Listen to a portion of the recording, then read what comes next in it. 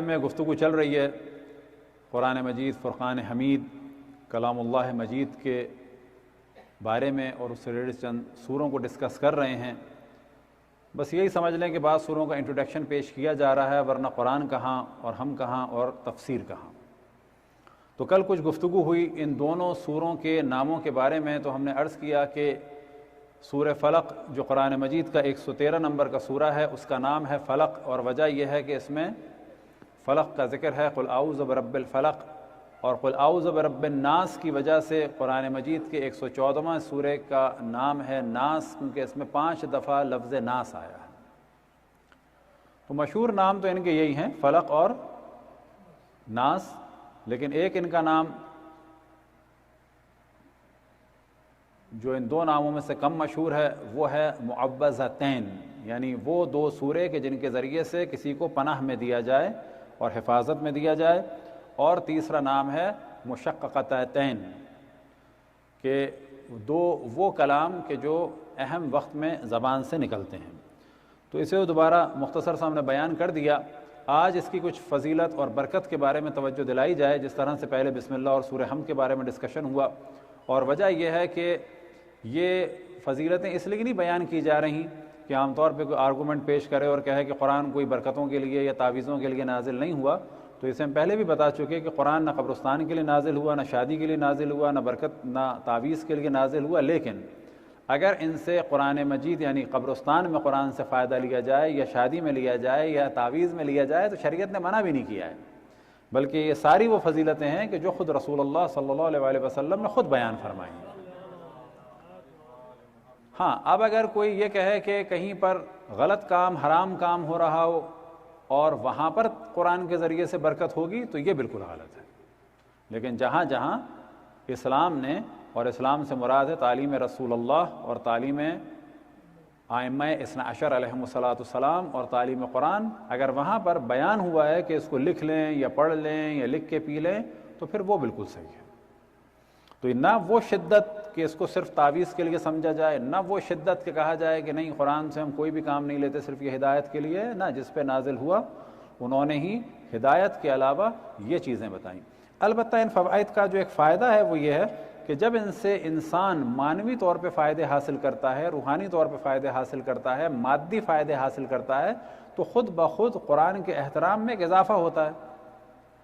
اور یہ طریقہ ہے ساری دنیا میں کہ ہر آدمی کا مینٹل لیول الگ ہوتا ہے، کسی بھی طریقے سے قرآن کی اگر معرفت ہو گئی، فرض کریں ایک آدمی کو قرآن کی معرفت ہوئی، اس کی فصاحت و بلاغت اور اس کے قانون اور اس کے بلند موضوعات کی وجہ سے ایک آدمی کو قرآن کی معرفت ہو گئی کہ اس کے بچے پہ سے جن کا اثر اتر گیا، بالآخر اسے بھی معرفت ہو گئی۔ اب یہ ڈسکشن کہ نظر بد ہے یا نہیں، قطعاً ہے، جن جادو قطعاً ہے۔ ہاں، اب اس میں بیلنس یہ رکھنا ہے کہ سب کچھ ایسا نہیں ہے کہ نظر بد کی وجہ سے ہوتا ہو، لیکن نظر بد کا انکار نہیں کر سکتے۔ سب کچھ جن اور جادو کی وجہ سے نہیں ہو سکتا، لیکن ان کا انکار بھی نہیں کر سکتے۔ جن کا ذکر بھی قرآن میں ہے اور جادو کا ذکر بھی قرآن میں ہے، لیکن جو کچھ ہو رہا ہے وہ جن اور جادو کی وجہ سے ہو رہا ہے، یہ ذہن سے نکال دیں۔ ہماری اپنی پالیسی کی غلطی ہے، کچھ ہماری چیزیں قسمت میں لکھی ہیں۔ یہ دنیا میں جتنے لوگ اسپتال میں جن اور جادو یا نظر کی وجہ سے نہیں ہے، ہاں روایتوں میں نقل ہوا ہے بعض جگہ کہ جب لوگ قبر سے اٹھائے جائیں گے تو بہت بڑی تعداد ان میں سے نظر بد کی وجہ سے مری ہوگی، تو ان کا بھی انکار نہیں کیا جا سکتا۔ تو انہی چیزوں کے لیے جو اہم ترین ایک سورہ ہے، 2 سورے ہیں، وہ یہ ہے، یعنی سورہ فلق اور سورہ ناس۔ جادو کے بارے میں توجہ رہے کہ جادو کی حد و حدود ہیں، ایسا نہیں ہے جو چاہے کام کر لیں۔ لہٰذا جو بعض جادوگر لوگ یا جو بعض دعویٰ کرتے ہیں اور واقعاً تھوڑا بہت کام کر لیتے ہیں، تو ہمیشہ ہم نے یہی کہا کہ بھائی ایک کوئی کلو 2 کلو ہیرے منگا لو، اپنے جنوں کو بھی چھوڑو، اپنی مشکلات کو بھی چھوڑو، اور یہ لائن وائن لگا کے جو ہے 1000 2 ہزار لیتے ہو، یہ بھی چھوڑو۔ کہ 2 کلو ہیرو اگر آ جائیں اور ہر ہیرا جو ہے مثال کے طور پہ 4 کیرٹ 5 کیرٹ کا ہو، تمہاری سب کی نسلوں کی مشکلات حل ہو جائیں گی۔ اپنے جن سے منگا لو، جن کو بھی کوئی چھٹی۔ تو یاد رکھیں جن میں بھی اتنی پاور نہیں ہے۔ ہاں، وہ بعض جن ہیں جن کو اللہ نے خاص ایک پاور دی تھی، وہ بھی خاص ہیں، جیسے وقال عفریت من الجن انا آتیک بہ قبل ان یرتد علیک طرفک۔ یہ تو خیر جناب سلیمان کے جناب جرجیس کا تھا، لیکن جن نے بھی کہا اس سے پہلے آپ اٹھیں گے میں تخت لے آؤں گا۔ تو جن میں پاور ہے لیکن ہر جن میں نہیں ہے۔ اور اب وہ جن کہاں ہیں، کیسے ہیں؟ لیکن ساری دنیا میں لوگ جنوں کا دعویٰ کرتے ہیں، لیکن جن کے جنوں کی مشکلات وہ حل کرتے ہیں ان سے پیسے لیتے ہیں۔ اس کا مطلب ہے کہ جن ان کے پیسے کی مشکل کو حل نہیں کر رہا، لیکن جن کا انکار بھی نہیں ہے۔ جادو کا بھی یہی ہے کہ بڑے بڑے جادوگر انڈیا میں بیٹھے ہیں، اب اگر یہ الیکشن میں ووٹ اضافہ کروا دیں جادو سے تو کتنی مشکل حل ہو جائے، لیکن یہ نہیں کر سکتے، یا کچھ اور فائدہ پہنچا دیں۔ ان سب کی ایک حد و حدود ہیں، بہت لمیٹڈ ہیں، لیکن جو سب سے زیادہ اہم چیز ہے وہ ذکر خداوند تبارک و تعالیٰ ہے، اللہ سبحانہ و تعالیٰ پہ توکل ہے، لیکن ان کا بھی انکار نہیں ہے، لیکن ان سے اتنا نہ ڈرا جائے۔ لہذا خواتین عام طور پہ ان چیزوں میں بہت انٹرسٹ لیتی ہیں۔ اچھا، خواتین کے لیے اتفاق سے ان کو مولوی بھی انہی کے حساب سے ملتے ہیں بعض، جیسے ایک صاحب ہیں، اب ہم نام تو نہیں لیتے، لیکن کام ان کا اچھا نہیں ہے، اس کام کو بیان کر دیتے ہیں، اور خواتین امریکہ میں ان کی بڑی گرویداں ہیں۔ وجہ کیا ہے کہ جس گھر میں وہ جاتے ہیں یا تو دیکھ کے کہتے ہیں کہ آپ کے یہاں اس جگہ اثر ہے، تو خواتین گرویدہ ہو جاتی ہیں، اثر تو ختم کروائیں مولانا، یا وہ کہتے ہیں کہ بھائی ماشاءاللہ آپ کے گھر میں تو ماشاءاللہ کچھ بھی نہیں ہے، بہت صاف گھر ہے آپ کا، تو خواتین خوش ہو جاتی ہیں، کہتی ہیں آئندہ بھی ایسی رہے، کچھ بتائیے آپ۔ تو یاد رکھیں کہ ایک بہت بڑی تعداد خواتین و حضرات کی ایسی، اگر ان سے کہا جائے کہ اس میں خداوند تبارک و تعالیٰ کی تلاوت کریں، زیارت عاشور پڑھیں، فلانی دعا پڑھیں، اس میں نہیں دل لگتا۔ انہیں چاہیے کہ ذرا سا دے دیا جائے اور وہ کوئی ذرا سا دے دے اور اسے کچھ کر دیں اور یوں چٹکیوں میں کام حل ہو جائے۔ لہٰذا جب میں ایران سے نیا آیا تھا تو ایک خاتون نے کہ بڑی پریشان تھیں، خیر وہ اس میں شک نہیں، تو ایک خاتون نے ان کو بڑا تنگ کیا ہوا تھا، تو انہوں نے کہا کہ بھئی ایسا کر دو کہ یہ مر جائے، تم اتنا پڑھ کے آئے ہو۔ میں نے کہا نہیں، میں ایسا کچھ پڑھ کے نہیں آیا۔ تو میں نے کہا زیارت عاشور، کہہ رہے بھیا یہ کون کرے؟ اب ان کی خواتین سے گزارش ہے کہ توجہ دیں کہ یہ کون کرے۔ اب اس میں تو ظاہر ہے کہ انسان 40 دن زیارت عاشور ہے، 10 دن زیارت عاشور ہے، تو ایک دن بھی زیارت عاشور 100 لعن سلام کے ساتھ وہ زیادہ اچھا ہے، یا کوئی آدمی کچھ دے دے اور جا کے آپ گاڑ دیں وہ زیادہ اچھا ہے۔ تو لوگوں کی یہ توقعات ہیں۔ اسی وجہ سے ہم بعض دفعہ خواتین سے کہتے ہیں کہ ایک جگہ وہیں ایک خاتون گئی ہیں ساس، وہیں دوسری گئی ہیں، ان لوگوں کو آزمائیں۔ مثال کے طور پر ابھی کچھ خواتین انہی چکروں میں پھنسی ہوئی تھی پاکستان میں، میں نے کہا بھائی دیکھیں آپ ایسا کریں، نہیں ہمیں تو ان پہ بڑا یقین ہے، میں نے کہا ایک کام اب کر لیں کہ اپنی خاتون کو لے جائیں جن کا میاں مر گیا ہو، اور کہیں کہ ان کے میاں بھاگ گئے ہیں ادھر ادھر، ایک عورت کے چکر میں پڑ گئے ہیں، ذرا بتائیں تو صحیح ذرا، تو وہ سارا کھول دیں گے نامہ اعمال۔ اب اگر وہ اتنا واضح کہہ دے کہ نہیں آپ کے میاں مر چکے ہیں تو سمجھ لیں اس کے پاس کچھ ہے، لیکن وہ بھی کوئی اتھارٹی کی بات نہیں ہے کہ جو اتنی تھوڑی سی خبریں دے دیں تو آپ اس کے چکر میں آ جائیں۔ لیکن اگر وہ کچھ بھی نہ بتائے تو سمجھیں جھوٹ بول رہا ہے۔ میں نے کہا 5 بچوں کی ماں کو لے جائیں، کہیں کہ ان کے بچے نہیں ہوتے، پھر وہ بتا دے گا کہ ان کو کس نے باندھا ہے، کہاں سے پھلانگی تھی، کس قبرستان سے گزری تھی، وہ سب بتا دے گا۔ یا 5 بچوں کی ماں کو لے جائیں جو ذرا دبلی پتلی ہو، کم سن لگ رہی ہو، کہے کہ ان کے رشتے نہیں آ رہے، وہ سب بتا دے گا کہ اس کو اس کی فلانی نے یا فلانی نے، کہ جو چشمے والی ہے وہ موٹی ہے، وہ لمبی چٹیا والی ہے، اس نے اس کو باندھ دیا ہے۔ تو یہ آزمائیں ان لوگوں کو۔ اور اگر کہیں پر بھی کوئی چھوٹی سی چیز، عام طور پر جو جرنل جواب وہ لوگ دیتے ہیں، اس میں کبھی دھوکے میں نہ آئیں، اللہ سبحانہ و تعالیٰ پہ توکل کریں، اور جو دعائیں، چیزیں اور عملیات مفاتیح الجنان میں ہیں یا ان کتابوں میں ہیں کہ جو ائمہ اہل البیت علیہم الصلوۃ والسلام سے نقل ہوئی ہیں، صرف ان پر عمل کریں۔ یہ ہم پہلے بھی توجہ دلا چکے۔ آپ کو لا الہ الا اللہ پڑھنا ہے، بسم اللہ پڑھنا ہے، یا اس تعداد میں پڑھیں جو معصومین علیہم الصلوۃ والسلام نے بتائی یا جو شیعہ علماء سے نقل ہوئی۔ لیکن اگر آپ کو کوئی پیر کہتا ہے اتنی دفعہ پڑھیں، آپ قطعاً عمل نہ کریں، کیونکہ پہلی دفعہ آپ اس کی بات پہ چلیں گے تو پھر چلتے چلے جائیں گے۔ ہمیشہ یہ پوچھیں کہ یہ عدد اہل بیت سے ملا ہے یا غیر اہل بیت سے ملا ہے۔ نہیں ملا اہل بیت سے یہ عدد، اس پہ نہ چلیں، آپ خود پڑھیں بسم اللہ الرحمن الرحیم، بسم اللہ الرحمن الرحیم کتنی دفعہ پڑھے جائیں، لیکن کبھی کسی کے چکر میں نہ۔ تو ان سوروں کو بیان کرنے کا ہدف یہی ہے، اور تفصیل بیان کرنے کا ہدف یہ ہے کہ ان لوگوں کے چکروں میں نہ پڑیں۔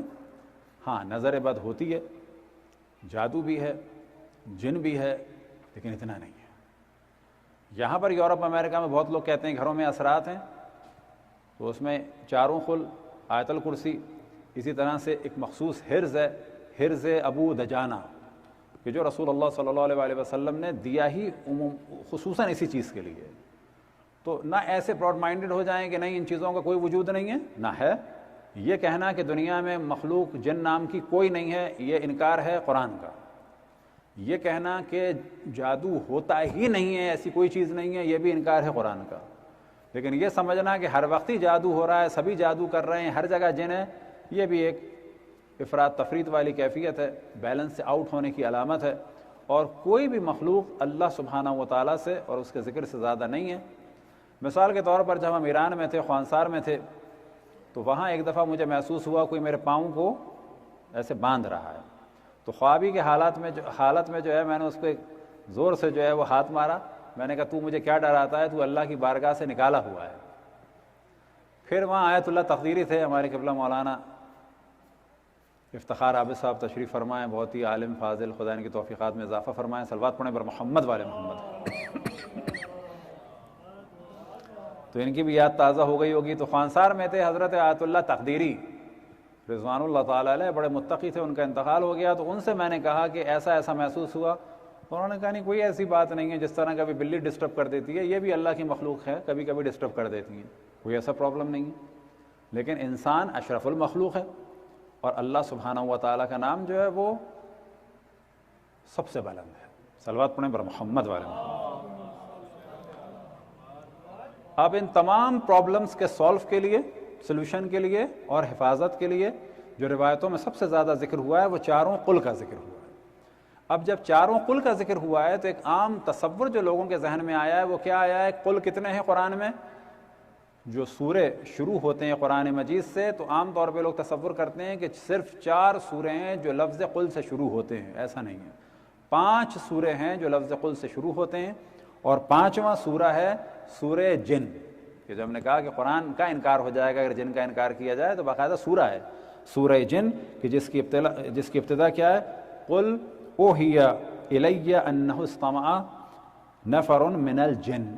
تو یہ بھی قل سے شروع ہوا ہے۔ بس 5 سورے ہیں کہ جو لفظ قل سے شروع ہوتے ہیں، کہ جن میں سے 4 سوروں کی تلاوت کی بہت زیادہ تاکید ہے، حفاظت کے لیے، نظر بد کے لیے، جادو سے بچنے کے لیے، اور مختلف آفات اور بلیات سے بچنے کے لیے۔ اس سورے کی جو ایک فضیلت اور بیان ہوئی کہ اگر کوئی اس کو پڑھتا ہے، جس طرح سورہ حمد کے بارے میں بیان ہوا کہ اگر کوئی سورہ حمد کو پڑھتا ہے تو ایسا ہے جیسے کہ تمام انبیاء پہ نازل شدہ کتابوں کی تلاوت کی۔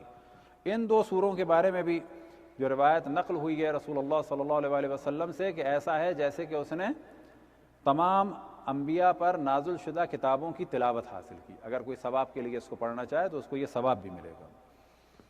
اور ساتھ ہی اگر کوئی 10 دفعہ اس کو پڑھتا ہے تو روایتوں میں نقل ہوا کہ اگر کوئی 10 دفعہ پڑھے سورہ ناس کو اور سورہ فلق کو اور ساتھ میں سورہ توحید کو، تو اسے ثواب ملے گا ایک قرآن کی تلاوت کا اور ساتھ میں ان آسمانی کتابوں کی تلاوت کا۔ اب ممکن ہے کوئی جواب دے قرآن کی تلاوت کا ثواب تو 3 دفعہ سورہ توحید میں بھی ہے، لیکن اس کے بعد بھی روایت کا اگلا حصہ ہے کہ اگر کوئی 10 دفعہ پڑھتا ہے ان سوروں کو، یعنی 10 دفعہ ان تینوں سوروں کو پڑھتا ہے، تو قرآن کی تلاوت کا ثواب بھی اس کو ملے گا، گناہوں سے ایسے باہر آ جائے گا جس طرح سے ماں کے پیٹ سے پیدا ہوا تھا جس دن، اور اگر یہ اس دن مرا یا اگر رات کو پڑا ہے تو اگلے دن مرا تو اس کو موت آئے گی شہادت کی موت، کوئی اگر اس نیت سے پڑھتا ہے، کیونکہ سوروں کی تلاوت کو بعض دفعہ آپ ایسے بھی پڑھ سکتے ہیں، بعض دفعہ خاص نیت سے بھی پڑھا جا سکتا ہے۔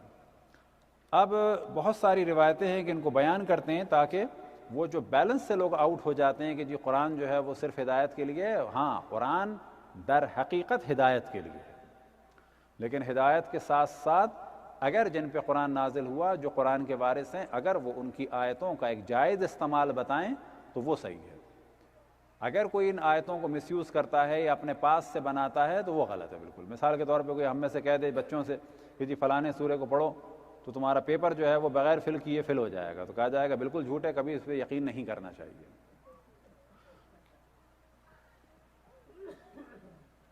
تو رسول اللہ صلی اللہ علیہ وسلم سے روایت نقل یا فرماتے ہیں لوگ کیوں ان دو سوروں سے غافل ہیں اور ان دو سوروں کے ذریعے سے اپنی حفاظت نہیں کرتے، جبکہ کوئی بھی سورہ ان دو سوروں سے حفاظت کے لیے بہتر نہیں ہے۔ کون سا؟ سورہ فلق اور سورہ ناس۔ خصوصاً سورہ فلق جو ہے وہ جادو کے توڑ کے لیے، اور سورہ ناس جو ہے وہ شیطانی وسوسوں کے لیے بہترین ہے۔ اب شیطانی وسوسے کیسے؟ کہ بعض دفعہ لوگوں کے نظریات انسان کو بھٹکاتے ہیں، بعض دفعہ جو ہے وہ لوگوں کے نظریات انسان سنتا ہے اور اس کے بعد کبھی کبھی جو ہے ایک ری ایکشن کرتے ہیں، اور بعض دفعہ انسان کے دل میں وسوسے ہوتے ہیں شیطان کی جانب سے، اور اسی جانب توجہ دلائی ہے قرآن مجید میں سورہ ناس میں، وَمِن شَرِّ الْوَسْوَاسِ الْخَنَّاسِ الَّذِي يُوَسْوِسُ فِي صُدُورِ النَّاسِ مِنَ الْجِنَّةِ وَالنَّاسِ، کہ وہ جو وسوسہ کرتے ہیں جنوں اور انسانوں میں سے انسان کے سینوں میں، اس سے اللہ ہمیں محفوظ رکھے۔ تو اس کے لیے بہترین جو ایک چیز ہے وہ یہ سورہ ناس کی تلاوت ہے۔ اسی طرح سے روایت میں نقل ہوا کہ جب بھی رسول اللہ صلی اللہ علیہ وآلہ وسلم کو کہیں پر بھی درد ہوتا تھا تو آپ سورہ ناس، سورہ فلق اور سورہ توحید کو پڑھ کر اپنی ہتھیلی پر دم کرتے تھے اور درد کی جگہ پہ جو ہے اس کو مس کرتے تھے۔ اب عام طور پر تصور یہ ہے کہ جی دم کرنا یا مس کرنا یہ عوامانہ چیز ہے، تو اگر روایتوں میں ہے تو کوئی اچھا ہے اس کو۔ ہمیں یاد ہے کافی عرصے پہلے ایک ہمارے دوست جو ہیں وہ، اب ذہن میں رکھیں کہ بعض دفعہ بعض چیزیں جب عوام بھی کر رہی ہوتی ہے تو بعض دفعہ ذہن میں آتا ہے شاید یہ عوامی چیز ہے، لیکن ایسا نہیں ہے، جو کام بھی عوام کر رہی ہے سب غلط ہے، جو کام بھی پبلک کر رہی ہے سب عوامی ہیں۔ بعض چیزیں ایسی ہیں جو ان کے اپنے علاقے کی رسم ہے، لیکن بعض چیزیں ایسی ہیں جو ان کے پاس پہنچی ہیں سابقہ علماء کے ذریعے سے، اور وہ روایتوں کے ذریعے سے ہیں جو روایتیں شاید ہم نے نہیں دیکھی ہیں۔ تو بعض دفعہ ایک ہمارے دوست سے کہنے لگے کہ یہ سجدگاہ کو کہ جو کربلا کی نہ ہو اس کو ایسے ہاتھ کر کے جو ہے وہ نہیں کرنا چاہیے، یہ مخصوصاً کربلا کے لیے ہے۔ ہم نے کہا نا ایسا نہیں ہے، بلکہ روایتوں میں کیا ہے، السلام علیکم، جس چیز پہ بھی سجدہ کرو، کون سی چیز؟ جو سجدہ جس پہ جائز ہوتا ہے، چاہے وہ مٹی ہو، پتھر ہو، مٹی کوئی بھی مٹی، آپ کی گلی کی مٹی پاک ہونی چاہیے، پتا ہو، کاغذ ہو، اس میں ایک نورانیت آ جاتی ہے۔ جس چیز پہ بھی سجدہ کیا ہے اس کو اس پہ ہاتھ پھیر کے اپنے چہرے اور درد کی جگہ پہ پھیرو۔ دو چیزیں ہم نے خود، ایک ہمیں پرابلم تھا ایک زمانے میں اور جا نہیں رہا تھا، بالکل ہاتھ میں ہو گیا تھا، اور بہت ہی مشکل سے جو ہے وہ ایک ایران میں ہم تھے، وہ بہت علاج ہم کرا رہے تھے، نہیں وہ ہو رہا تھا ختم، ایک عجیب دانے سے کچھ ہو گئے تھے، مسے ٹائپ کے ہو رہے تھے، پھر وہ پتہ ہی نہیں چل رہا تھا کیا ہوا۔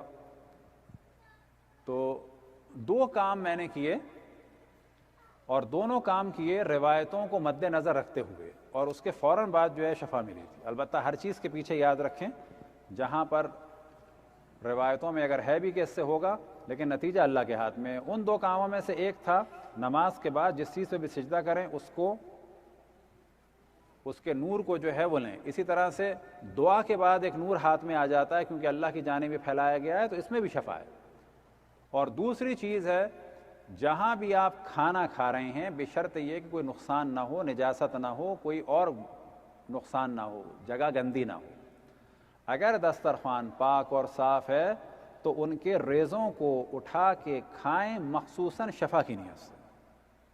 اس کے دو فوائد ہیں، 70 قسم کی بیماریوں سے، 70 کے معنی ہے بہت ساری بیماریوں سے نجات ملتی ہے جب آپ خصوصاً کھائیں گے اس کے لیے۔ اور ایک فائدہ ہے کہ اگر کوئی کھائے ولادت بچوں کے پہلے اس نیت سے کہ میرے بچے اچھے ہوں، تو اس کا بھی اس میں روایتوں میں ہے، کوئی اس نیت سے کھائے گا تو اللہ سبحانہ و تعالیٰ برکت کے طور پہ اس کے بچوں کو جو ہے خوش شکل پیدا کرے گا۔ صلوات پڑھیں بر محمد والے محمد۔ اسی طرح سے امام محمد باقر علیہ السلام سے روایت نقل ہوئی کہ ایک دفعہ رسول اللہ صلی اللہ علیہ وآلہ وسلم کے جسم میں بہت درد تھا، تو جناب جبرائیل اور جناب میکائیل، اور بعض جگہ شان نزول کے طور پہ بھی آیا ہے کہ نازل ہوئے اور ان سوروں کی ان دونوں نے تلاوت کی۔ جناب جبرائیل رسول اللہ صلی اللہ علیہ وآلہ وسلم کے سرہانے تلاوت فرما رہے تھے، اور جناب میکائیل رسول اللہ صلی اللہ علیہ وآلہ وسلم کے قدموں کی جانب سے تلاوت فرما رہے تھے۔ جناب جبرائیل سورہ ناس کی اور وہ سورہ فلق کی۔ اور اس کے ذریعے سے رسول اللہ صلی اللہ علیہ وآلہ وسلم کو انہوں نے اس سے محفوظ رکھا۔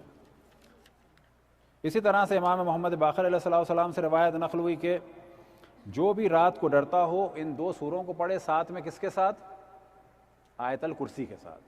آیت الکرسی کے بارے میں یاد رکھیں، وہ ہے اللہ لا الہ الا هو الحی القیوم سے لے کے کہاں تک؟ علی العظیم تک، اس میں کوئی شک نہیں ہے۔ لیکن ہمارے ہاں تاکید ہے کہ جب بھی آیت الکرسی پڑھیں تو اس کے بعد کی 2 آیتیں بھی پڑھیں، لہٰذا وہ ہم فیہا خالدون ہو جاتا ہے۔ لہٰذا یہ جو بعض دفعہ ہم بحث کرتے ہیں بعض لوگوں سے، نہیں آیت الکرسی خالدون تک ہے، نہ، آیت الکرسی علی العظیم تک ہے۔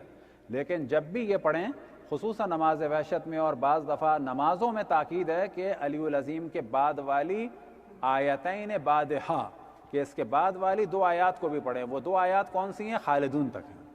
بس اصل میں تو آیت الکرسی علی العظیم تک ہے، لیکن بہتر کیا ہے کہ خالدون تک پڑھا جائے، خصوصاً جب نمازوں کے لیے ہو۔ اور اسی طرح سے اسے کہتے ہی معوضہ اس وجہ سے کل ہم نے بیان کیا کہ رسول اللہ صلی اللہ علیہ وآلہ وسلم امام حسن امام حسین کو اس کے ذریعے سے محفوظ فرماتے تھے۔ اب یہ جو ہمارے یہاں ہر آدمی بڑے جلدی کہہ دیتا ہے قرآن تو ہدایت کے لیے، یہ کام نہ کریں، تو خود رسول اللہ صلی اللہ علیہ وآلہ وسلم جن پہ قرآن نازل ہوا وہ امام حسن امام حسین کے لیے ان 2 سوروں کو پڑھتے تھے۔ کس کے لیے؟ ان کی حفاظت کے لیے، اور خصوصاً نظر بد سے ان کو بچانے کے لیے۔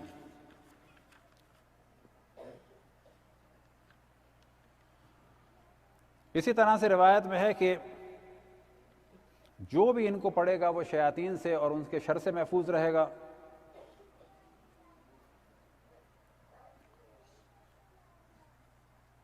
اور نظر بد سے بچنے کے لیے امام رضا علیہ السلام ارشاد فرماتے ہیں کہ اگر کوئی چاہے کہ نظر بد سے بچے، لہذا روایتوں میں نقل ہوا کوئی اگر خود محسوس کرتا ہے کہ آج میں اچھا لگ رہا ہوں، تو جب وہ گھر سے نکلے تو کیا کرے؟ 4 قل پڑھے تو بہت اچھی بات ہے، ورنہ کیا کریں؟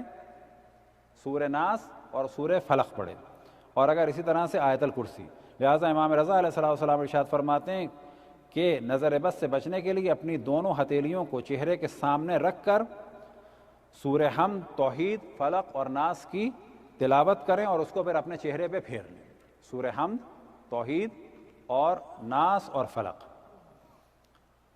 تو اور اسی طرح سے خصوصاً بچوں کے بارے میں کہ بچے ڈرتے ہیں، بچے گھبراتے ہیں، راتوں کو بچوں کو کچھ ہو تو ان پر 4 قل پڑھیں۔ البتہ یہ ذہن میں رکھیں جب بچوں کو بھی احساس ہوتا ہے کہ والدین پڑھ رہے ہیں تو ایک سائیکالوجیکلی بھی پازیٹیو اثر ہوتا ہے، ایک محبت کا اور ایک دعا کا، اور ساتھ میں یہ بھی۔ تو مختلف ایسے موضوعات ہیں کہ جن کو بعض دفعہ لوگ براڈ مائنڈڈ ہو جاتے ہیں تو کہتے ہیں کہ نہیں ان کا وجود نہیں ہے، تو یہ ساری چیزیں ہیں لیکن سب ایک حد و حدود میں ہیں۔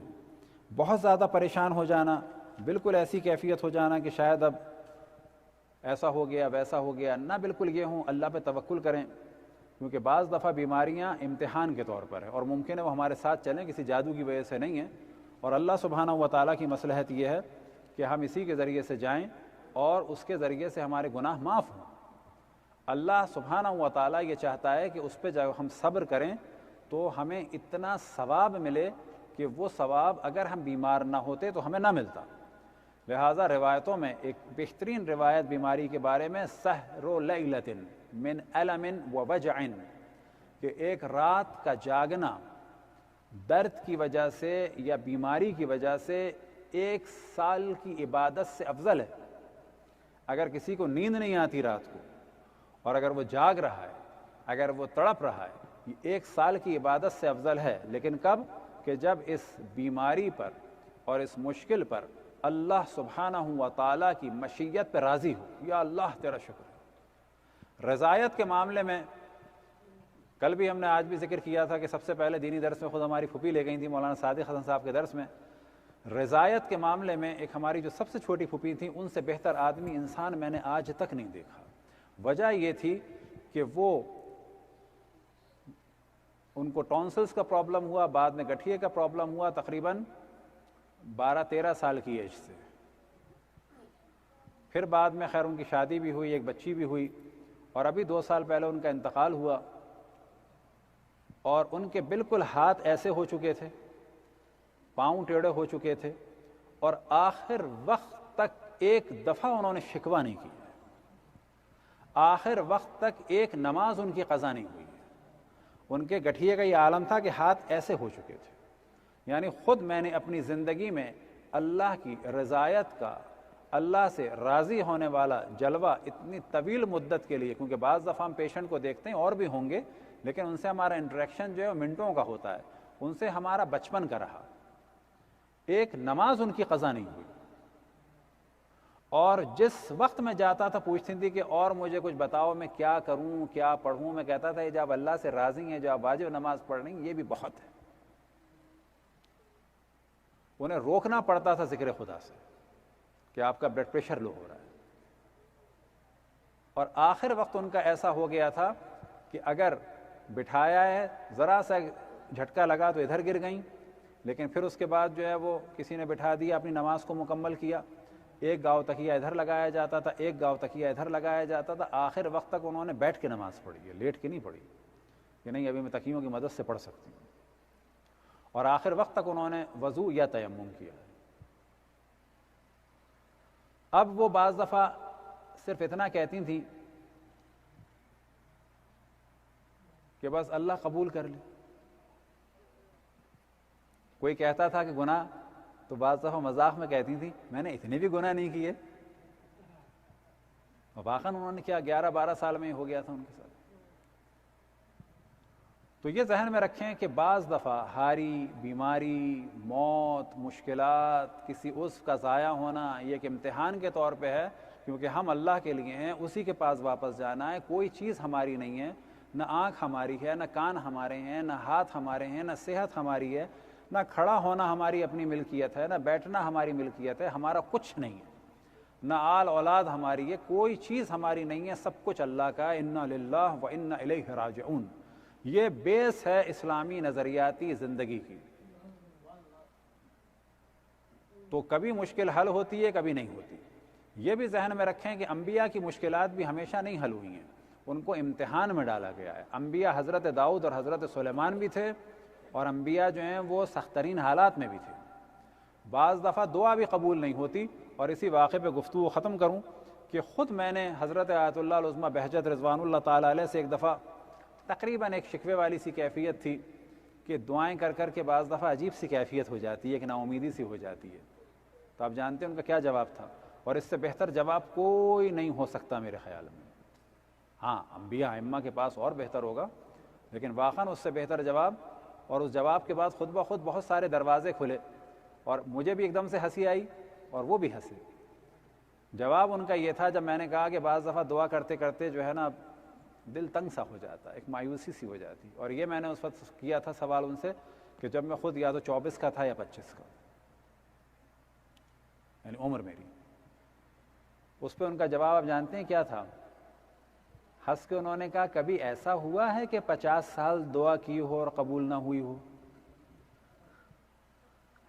یعنی کیا مراد؟ خود بخود میرے ذہن میں آیا کہ اس کے معنی کیا ہے کہ 50 سال کے بعد بھی ہم اللہ سے نا امید نہ ہوں، 50 سال ایک دعا کرنے کے بعد بھی مطمئن رہیں کہ اللہ بہتر کر رہا ہے جو قبول نہیں کر رہا۔ اللہ جو ہے سمیع الدعا ہے، وہ ہمارا خادم نہیں ہے معاذ اللہ۔ ہم اس سے مانگیں جو ہمارے لیے بھلا ہے، ہم اس کو آرڈر نہ دیں کہ جو ہمارے لیے بھلا ہو یا نہ ہو۔